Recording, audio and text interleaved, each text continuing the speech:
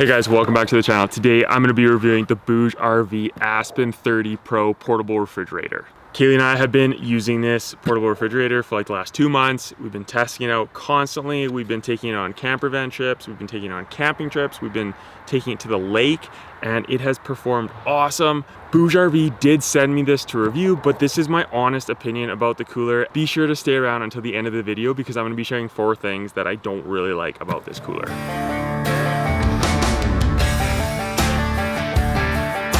So everything you get in the box, you get the cooler itself, and then you get 3 different power cords. You get 2 12-volt charging cables. One is a longer one, and then one is a super short one.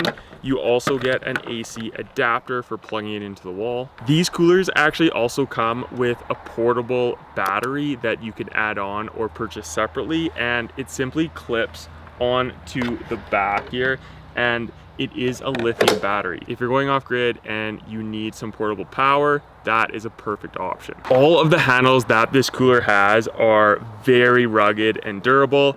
There's 2 grab handles on the side here, which are really nice. They're spring loaded, so they'll automatically snap back down. There's also a large handle here for wheeling the cooler around, which I really like. It also has magnets, so it'll stay closed and it won't keep popping open. There are also 4 feet along the bottom of the cooler, which keeps it stable. Some coolers will slide around the back of pickup truck. This cooler had no problem staying in place. The wheels are also really quiet and rugged. It does bump around when you're pulling it along gravel, but when you're on pavement, they have held up really well.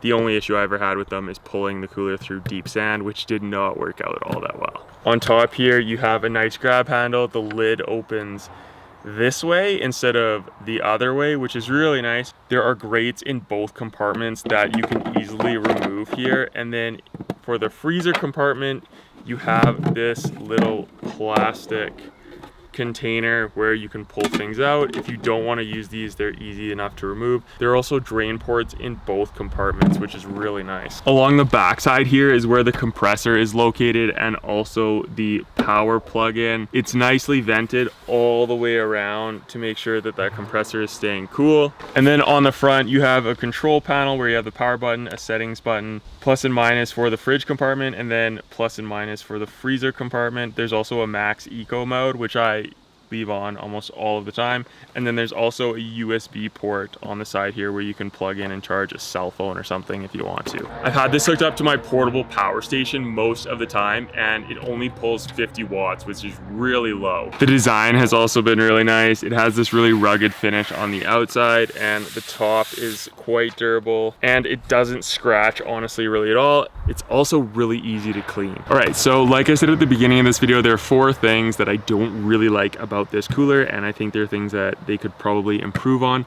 Number 1 being it is challenging to keep both compartments at the same temperature. So the fact that this one's going to be the freezer, this one's going to be the fridge, if you want to use them as a fridge in both compartments, one is always going to be a few degrees colder than the other, so be careful on how you set the temperature. The other thing is with this cooler is the 30 liter isn't quite big enough. It's good for 1 or 2 day trips, but if you're going for any longer than 1 to 2 days, I would definitely recommend getting a larger model. Luckily, the Aspen does come in larger models and the 30 is actually the smallest. So I brought this out on the dock at the lake and we filled it with a bunch of drinks. It was operating great, but I did notice that the black color does absorb a ton of heat, and after a little while this cooler was getting really hot on the outside. I was actually worried about the compressor getting too hot. We also had this in my truck and it got super hot in my truck when we parked and left for about an hour or 2, came back and the cooler was so hot,